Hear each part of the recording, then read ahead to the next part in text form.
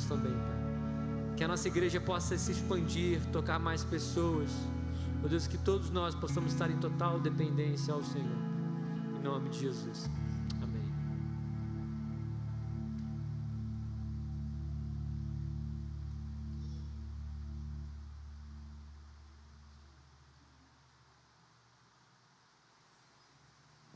Alô? Bom dia. Bom dia, vocês chegaram? Dá um abraço a alguém que está perto de você. Pode levantar um pouquinho, não tem problema. Dá um abraço bem forte. Fala, que bom que você está aqui. Pergunta se você dormiu direitinho essa noite. Deus é bom, não é? Deus é bom, não é? Fala para o seu irmão aí, você já acordou? Pergunta para ele se ele está trazendo a cama nas costas aí também.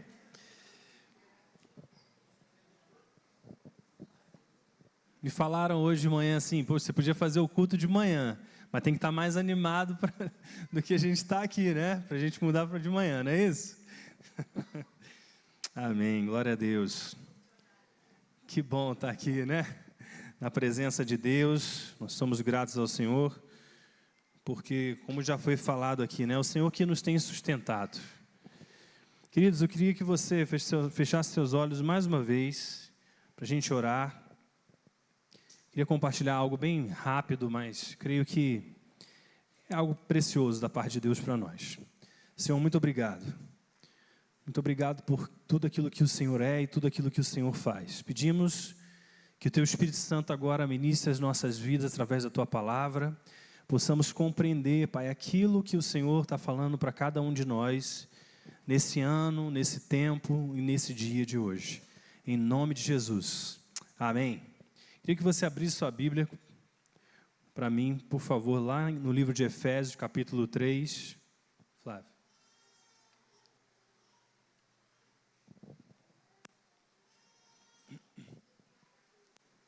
Efésios, capítulo 3.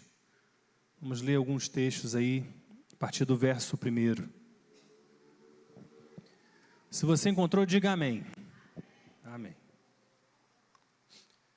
Então lá no versículo 1 vai dizer: por essa razão, eu, Paulo, prisioneiro de Cristo Jesus, por amor de vocês, gentios.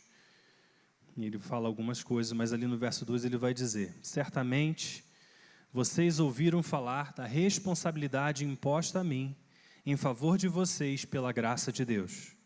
Isso é, o mistério que me foi dado a conhecer por revelação, como já lhes escrevi brevemente.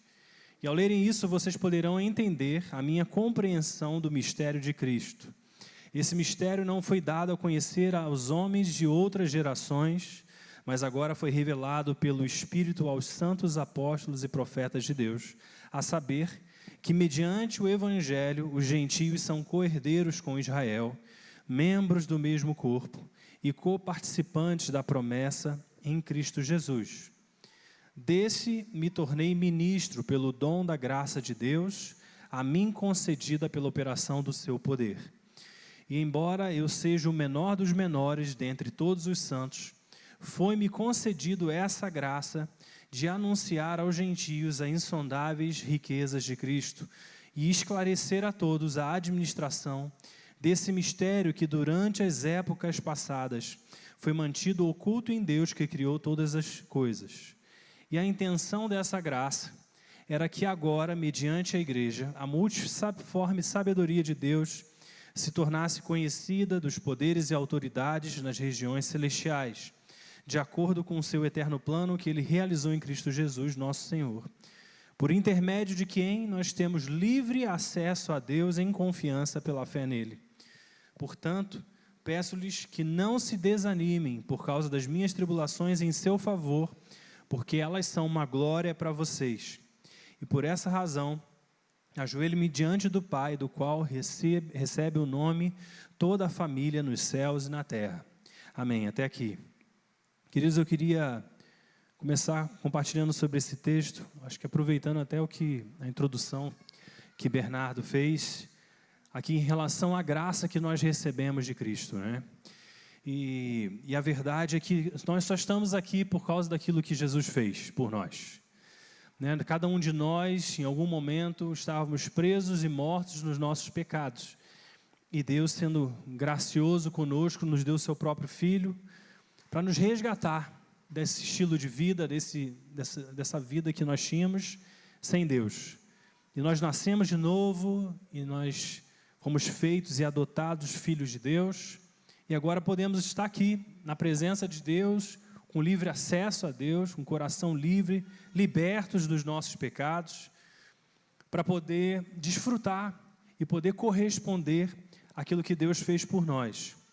É interessante que esse texto de Efésios, Paulo aqui ele era prisioneiro de Cristo Jesus por amor de vocês. É interessante que quando a gente fala da prisão, a gente normalmente associa a algo ruim, né, que te levou àquela situação.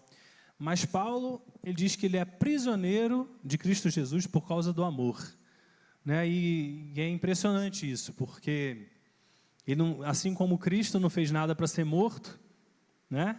Paulo aqui também, ele só entregou o melhor de Deus para as pessoas e por causa disso ele estava preso. Mas aqui ele diz uma coisa muito interessante no verso 2. Eu queria que você começasse a prestar atenção comigo em alguns pontos da sua fala, da sua carta. Ele diz assim: certamente vocês ouviram falar da responsabilidade que foi imposta a mim em favor de vocês pela graça de Deus. Eu queria falar um pouquinho nessa manhã sobre como que a graça de Deus ela redireciona nossas prioridades. E aqui ele fala sobre algo que ele recebeu por revelação. Gálatas vai dizer isso, que o evangelho de Cristo não foi ensinado a Paulo. Não teve alguém que ensinou a ele, olha, isso que Jesus fez por você, mas lá em Gálatas ele vai dizer que ele recebeu por revelação do próprio Senhor as boas novas, o evangelho. E aqui ele diz que essa graça, e ele vai explicar para nós, como a gente leu, o que é essa graça, de que cada um de nós podemos entrar na presença de Deus por causa daquilo que Jesus fez. Essa é a graça que Paulo estava revelando aos gentios, que somos nós, e que ele recebeu vamos dizer assim, essa ordenança de espalhar esse evangelho. Mas aqui é interessante que ele fala sobre algo, ele fala assim, a graça que Deus colocou sobre a minha vida, e essa graça favorece você, e me favorece, ela se tornou uma responsabilidade que foi imposta para mim.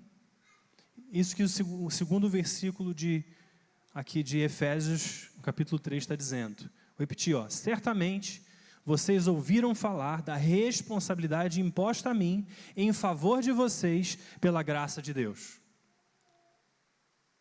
E aí lá na frente, no versículo 7, ele vai dizer, deste me tornei ministro pelo dom da graça de Deus, a mim concedida pela operação do seu poder. E lá no versículo 10 ele vai dizer, a intenção dessa graça era que agora, mediante a igreja, a multiforme sabedoria de Deus se tornasse conhecida dos poderes e autoridades nas regiões celestiais, de acordo com o seu eterno plano que ele realizou em Cristo. Então, o que Paulo estava fazendo? Ele estava demonstrando como que a graça redirecionava as suas prioridades. Como que a graça que Deus colocou sobre a sua vida fez com que o curso da sua história fosse redirecionado. Uma responsabilidade. E ali no versículo 1 do capítulo 4 de Efésios, ele vai dizer assim, como prisioneiro no Senhor, eu rogo-lhes que vivam de maneira digna da vocação que receberam. Sejam completamente humildes e dóceis, sejam pacientes, suportando uns aos outros com amor, e façam todo o esforço para conservar a unidade do Espírito pelo vínculo da paz. Há um só corpo e um só Espírito, assim como a esperança para a qual vocês foram chamados é uma só. Há um só Senhor, uma só fé, um só batismo, um só Deus e Pai de todos, que é sobre todos, por meio de todos e em todos. E agora olha o que ele diz, e a cada um de nós foi concedida a graça conforme a medida repartida por Cristo. Então, no capítulo 4, ele está dizendo assim: como prisioneiro de Deus, eu faço a vocês um apelo, que vocês vivam vidas dignas daquilo que vocês receberam. Eu queria parar aqui por um momento para trazer essa reflexão com você. Existem duas coisas que a gente está vendo no capítulo 3 e no capítulo 4 de Efésios. Primeiro, que Paulo recebeu uma medida de graça, e essa medida de graça se tornou uma responsabilidade para ele. De tal maneira que ele precisou redirecionar suas próprias prioridades para viver aquilo que essa graça trazia. Paulo, ele veio a se tornar prisioneiro, não porque ele queria ser prisioneiro, mas porque a graça que havia na vida dele fez com que ele vivesse um estilo de vida que o levou à prisão. E aqui ele diz que essa graça era por causa do amor de Cristo por cada um de nós. É por isso que ele foi preso, por causa daquilo que ele tinha para doar da parte de Deus. Mas agora ele chega no capítulo 4, ele fala assim: como prisioneiro de Jesus, eu rogo a vocês que vocês vivam vidas dignas desse evangelho. Ou seja, que aquilo que eu estou entregando a vocês, que eu recebi de Deus, agora vocês possam corresponder a isso vivendo de uma forma digna do evangelho. Ou seja, que aquilo que eu estou fazendo, esse pequeno sacrifício, ele possa ser correspondido por vocês agora. Eu e nós, a Igreja da Montanha, possa corresponder a isso. Vivam vidas dignas da vocação que vocês receberam. E aí ele fala sobre esses aspectos: seja humilde, seja dócil, seja paciente, suporte uns aos outros com amor, façam todo o esforço para conservar a unidade do Espírito, porque só há um corpo, só há um Espírito, só há uma esperança, só há uma fé, só há um Senhor, só há um batismo e um só Deus e Pai de todos, que é sobre todos, por meio de todos e em todos. Mas aí ele vai e conclui: e a cada um de nós foi concedido também uma graça, conforme a medida repartida por Cristo. O que isso fala para nós, queridos? Não apenas que a gente é chamado para viver uma vida digna da vocação que a gente recebeu, mas também que você também recebeu uma mesma medida de graça. E essa graça, ela foi repartida para todos. Não foi só para alguns, você recebeu uma medida de graça. Se você continuar lendo Efésios, vai dizer que quando Jesus subiu ao céu, dons foram distribuídos aos homens. Nós somos esses homens, nós recebemos essa graça, nós recebemos esses dons. Cada um de nós recebeu uma medida de graça repartida por Cristo. Deus te introduziu no seu propósito. Deus colocou você dentro de um propósito eterno. Não tem como você olhar para ninguém aqui e achar que alguém não está inserido. Todos nós fomos inseridos e todos nós recebemos algo de Deus. Só que, da mesma forma que nós recebemos, Paulo está dizendo que a graça que estava sobre a vida dele produziu uma responsabilidade. Ele diz que essa responsabilidade foi imposta a ele, pela graça de Deus, em favor de vocês. Se cada um de nós também recebeu uma medida de graça, eu quero te dizer que também, quando você funciona nessa graça, existe uma responsabilidade imposta sobre você, em favor de alguém mais que não é só você. É isso que Efésios está dizendo. Existe algo que Deus te deu, que produz uma responsabilidade. E quando a gente fala, não quer dizer que é peso, porque Paulo disse assim: eu sou prisioneiro de Cristo Jesus por amor.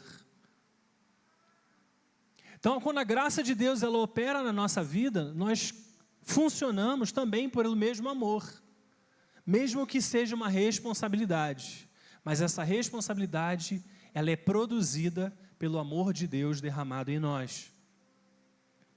É isso que ele está dizendo. essa graça, ela é uma capacitação de Deus que vai além da habilidade, mas que também a inclui. Então, quando Deus ele coloca a graça dele sobre a nossa vida em alguma área, não significa que você já tenha habilidades para fazer essas coisas. A essência da graça é capacitação. Por isso que os nossos dons, eles são apenas uma ferramenta, mas eles não são, de fato, a manifestação da graça de Cristo. A graça de Cristo pode usar os nossos dons, mas ela não depende dos nossos dons para funcionar. A graça de Cristo, ela traz com ela uma capacidade de fazer aquilo que você não podia fazer. Por isso que é graça. Nós lemos lá em 1 Pedro, capítulo 4, que se alguém serve, serve com a força que Deus provê. Ou seja, mesmo que sua graça seja, o seu dom seja de servir, não sirva com a sua habilidade, sirva com a força que Deus te provê. E a gente vai ver esse mesmo padrão em vários textos das Escrituras, mostrando, por exemplo, Paulo disse assim, que dentre os apóstolos, embora ele fosse o menor, ele trabalhou mais do que todos, mas ele diz assim, não eu, porém, mas a graça de Deus sobre a minha vida. Ou seja, a maneira como ele vivia, a maneira como ele se movia, a maneira como ele servia, a maneira como ele trabalhava, nada disso era suportado pela sua própria capacidade. Ele reconhecia que a graça de Deus sobre a vida dele daria a ele a capacitação para fazer infinitamente mais, porque era a graça trabalhando através dele. Queridos, isso é poderoso, porque às vezes nós temos o desejo de servir a Deus, de corresponder a Deus, e a gente se encontra incapacitados para fazer isso. E se você se encontra assim, você é normal. Você é uma pessoa normal, você é como cada um de nós. A preocupação deveria ser, se eu consigo fazer coisas para Deus, sem a graça dele. Isso que seria algo surpreendente. Deus nos torna frutíferos, quando nós somos um instrumento que canaliza o seu poder.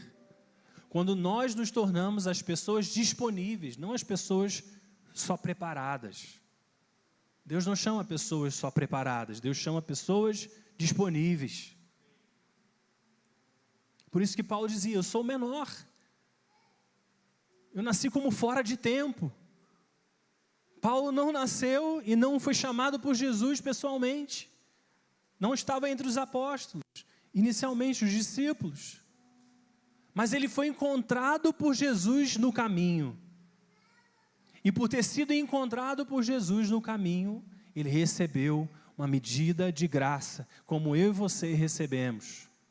É interessante que isso é tão verdadeiro, que quando a Bíblia fala sobre Elias, lá no Novo Testamento, ele diz assim que Elias era um homem como nós, mas ele orou fervorosamente e Deus respondeu a sua oração. A Bíblia, ela demonstra que cada um de nós somos normais, pessoas normais, não tem pessoas especiais, mas tem pessoas que vivem e servem a um Deus que é grande,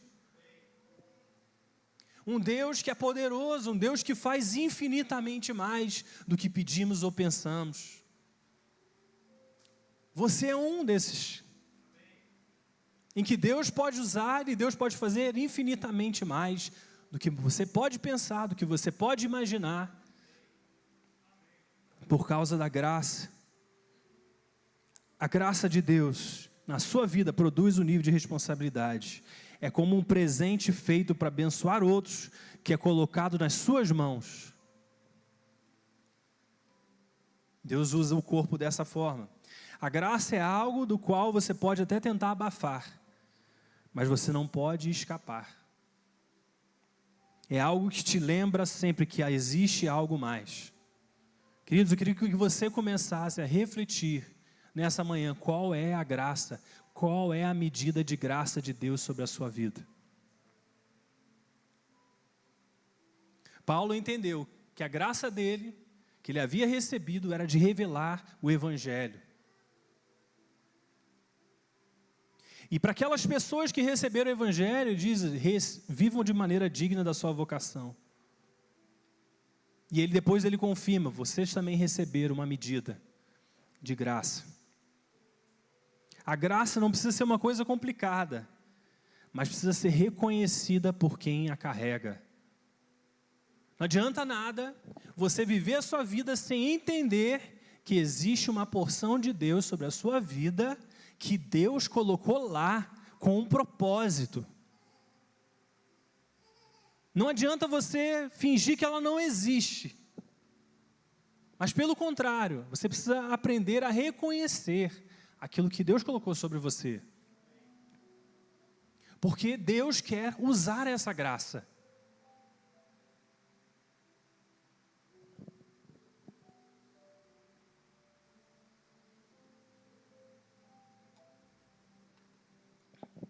Ontem eu estava me lembrando de que estava revendo algumas palavras que Deus colocou no nosso coração, que liberou sobre a nossa vida, e estava me lembrando que já fazem quase 7 anos na verdade, de que a gente não tinha plano de voltar para Friburgo, nem para o Brasil.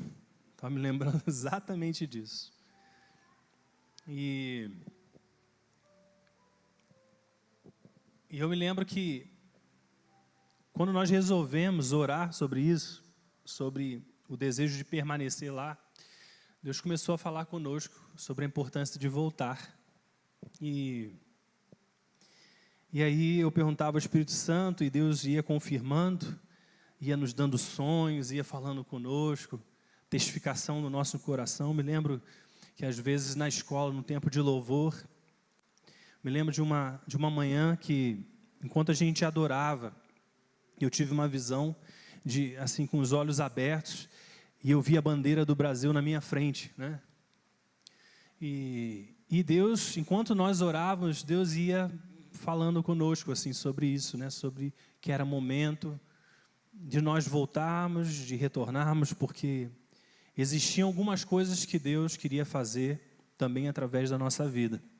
E é interessante que quando nós fomos para lá, nós fomos por uma fome de mais de Deus, uma fome por mergulhar naquilo que Deus é, e seria um tempo em que nós poderíamos dedicar para isso. Então era um desejo no nosso coração, e Deus foi muito bondoso com a gente, porque também como família foi um tempo maravilhoso. E a gente estava assim, muito bem lá, né? É difícil você fazer uma mudança grande sem pensar que uma mudança grande não vai te levar para um outro momento, um outro tempo. A gente vendeu quase tudo que nós tínhamos aqui para poder ir, né?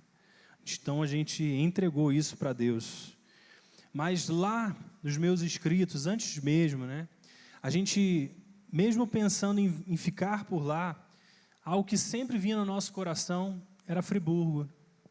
Sempre vinha no nosso coração Friburgo, sempre vinha no nosso coração nossos amigos, porque existem algumas coisas que nós experimentamos em Deus lá que nós entendemos que isso não deveria ficar só lá. Então, no nosso coração era o desejo de compartilhar essas coisas também, de se pudesse, né, que todos nós estivéssemos experimentando as mesmas coisas. Esse que era o nosso coração, né? E eu me lembro que uma das palavras que eu recebi lá nos últimos dias, né? Eu escrevi nesse meu documento, eu não vou falar o que é a palavra, né? Deixa para uma outra oportunidade, mas no final dessa palavra, na conclusão dessa palavra, eu escrevi algumas coisas, eu queria ler isso para vocês. Eu escrevi assim: isso tudo é meio louco, porque ainda não conseguimos compreender aquilo que Deus está fazendo na nossa próxima etapa das nossas vidas. Eu sei que será melhor do que esperamos, mas queremos estar realizados fazendo a vontade de Deus. Que isso se torne a coisa que mais nos motiva e encoraje. Ao mesmo tempo, o nosso coração, eu botei entre aspas, sofre com as pessoas em Friburgo e sua fome de Deus, sabendo que podemos transmitir algumas coisas que recebemos e ajudá-las a se prepararem e a crescerem no Senhor. É um grande misto de sentimentos, porque estamos dando a Deus, mas também voltando para o Brasil, para aquilo que cremos que é a nossa próxima temporada.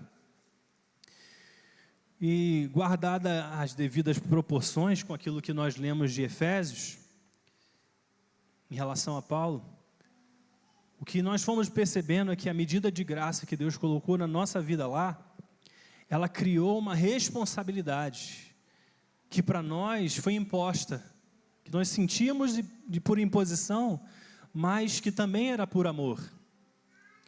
Mas criou uma responsabilidade que nós tínhamos que voltar. Como estão entendendo? Quando Deus derrama uma graça sobre nós, uma responsabilidade é colocada sobre nós também. E essa responsabilidade nos fez voltar, e aqui que Deus direcionou, né, para a plantação da igreja. Mas se eu pudesse, da mesma forma como Paulo, né, dizer com alguém que fez um movimento da nossa vida, para corresponder a essa graça que Deus colocou sobre nós, eu queria te pedir, da mesma forma, viva uma vida digna do Evangelho de Cristo, sabendo que uma medida também foi derramada sobre a sua vida. Se de alguma forma você está aqui hoje, na Igreja da Montanha, se você está aqui, isso só pode acontecer por causa da graça de Deus. Mas isso também significa que uma medida de Deus também foi repartida sobre você. Então eu quero te pedir, viva de maneira digna daquilo que você recebeu de Deus. Corresponda àquilo que Deus colocou sobre a sua vida. Faça alguma coisa sobre isso e a respeito disso. Deixe que Deus construa as habilidades. Deixe que Deus construa as habilidades na sua vida, de forma que outros recebam o presente que virá de você. E eu gosto muito dessa oração de Efésios 3,16, porque Paulo ele ora por algumas coisas, depois de dizer todas essas coisas. Ele vai dizer assim, Efésios 3,16, vou resumir primeiro, para que Deus te fortaleça, para que você esteja enraizado no amor, para que você possa compreender e conhecer o amor de Cristo, e que você seja cheio de Deus. E depois de orar essas coisas, ele vai dizer, e aquele que é capaz de fazer infinitamente mais do que pedimos ou pensamos, de acordo com o seu poder que atua em nós, a ele seja a glória. Quero ler esse texto com você, abre lá comigo, Efésios 3,16.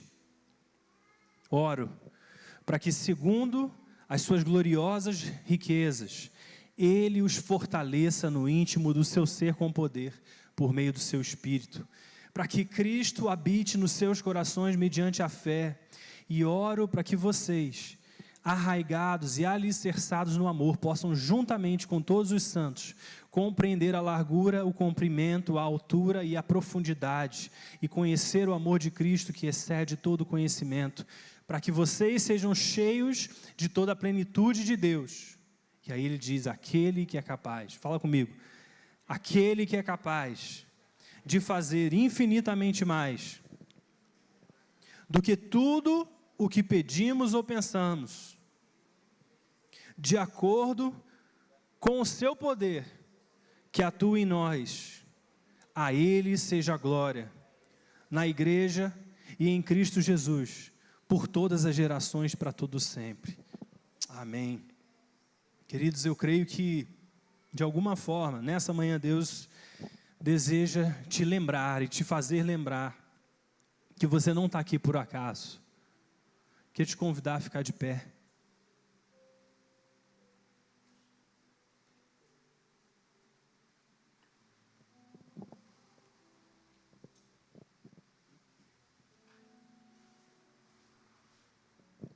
Abra suas mãos. Feche seus olhos. Quero te convidar nesse momento a você fazer uma oração a Deus. No sentido de que você reconhece que você não está aqui por acaso.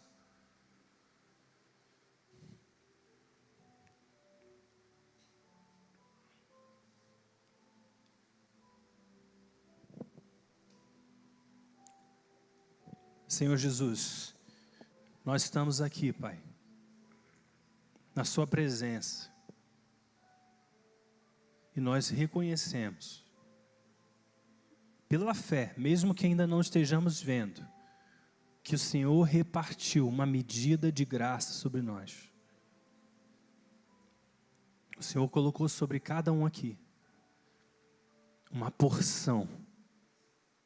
O Senhor colocou sobre cada um dos seus filhos algo precioso. E quando esse algo precioso flui nas suas vidas, eles são capazes de fazer aquilo que eles não podem naturalmente. Senhor, eu peço que haja sobre a mente e o coração dos teus filhos compreensão, revelação, para que eles possam perceber aquilo que flui quando eles permitem que a sua graça flua.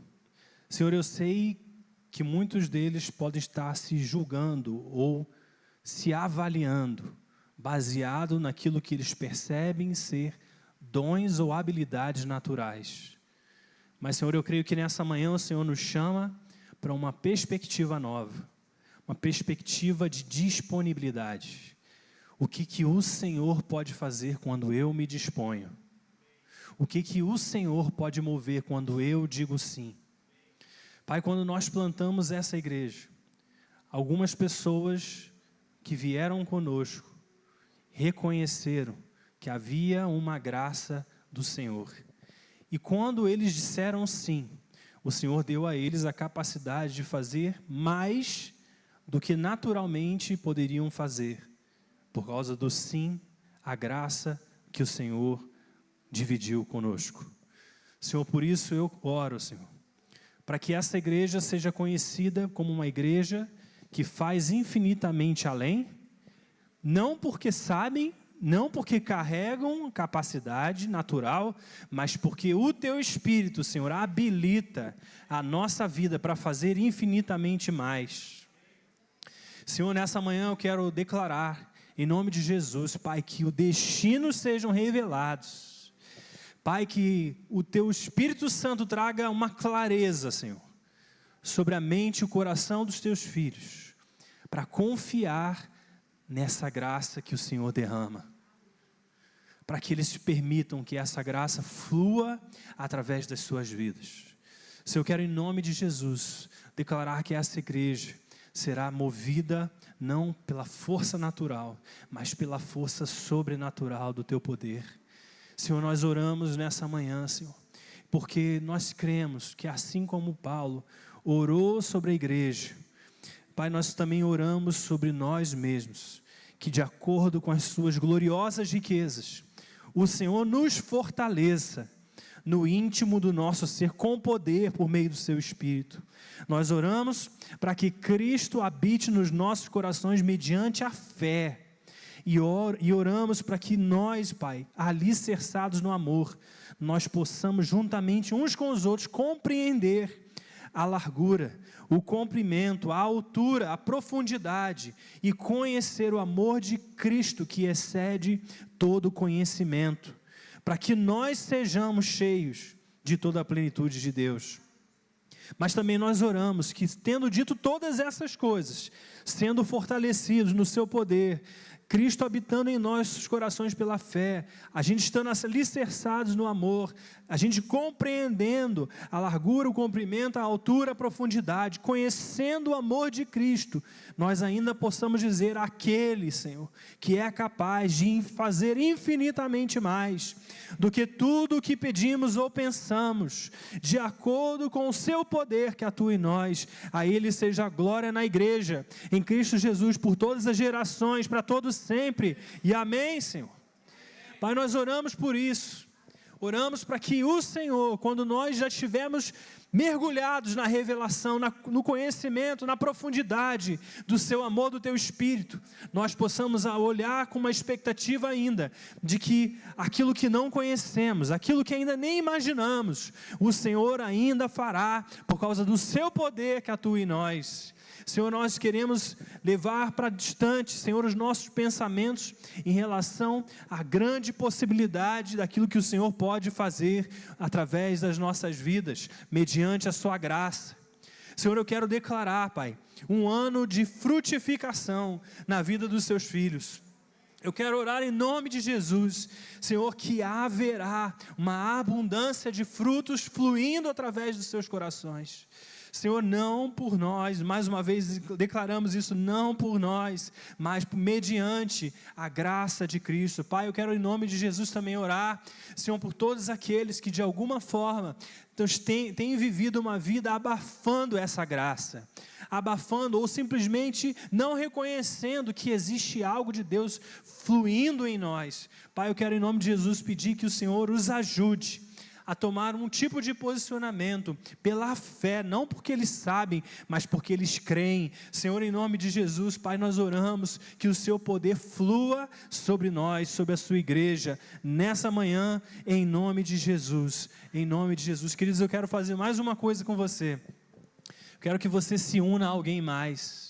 Eu quero que você ore nesse sentido, para que o Senhor traga a revelação da graça, para que o Senhor traga clareza da responsabilidade que cada um de nós recebeu de Deus, e para que você flua na autoridade, no poder que vem dessa graça de Cristo sobre a sua vida.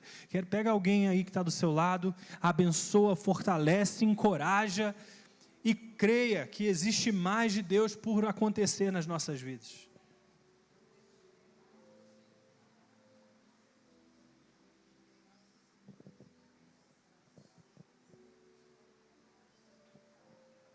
Flua a tua graça, Senhor, sobre nós.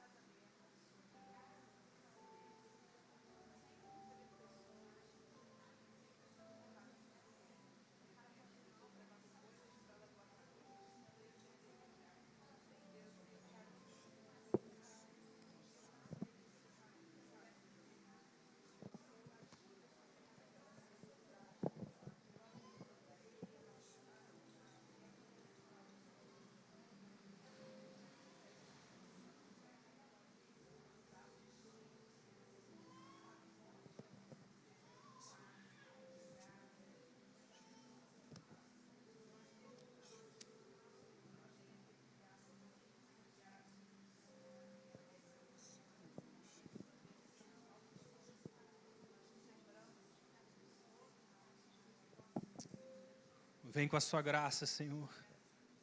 Derrama da sua graça, Senhor. Abundante nessa manhã, Senhor. Flua, Espírito Santo. Flua, Espírito Santo.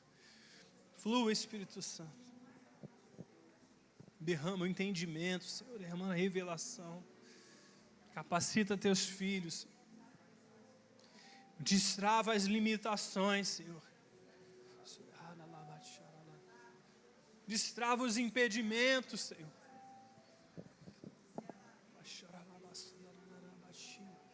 Ativa o coração dos teus filhos na sua presença, Senhor.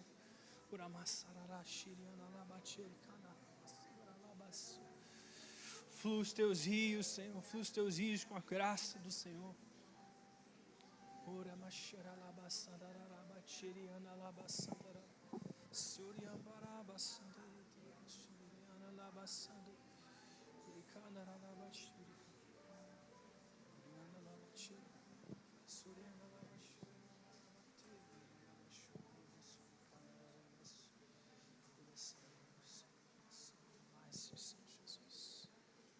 Sim, Jesus.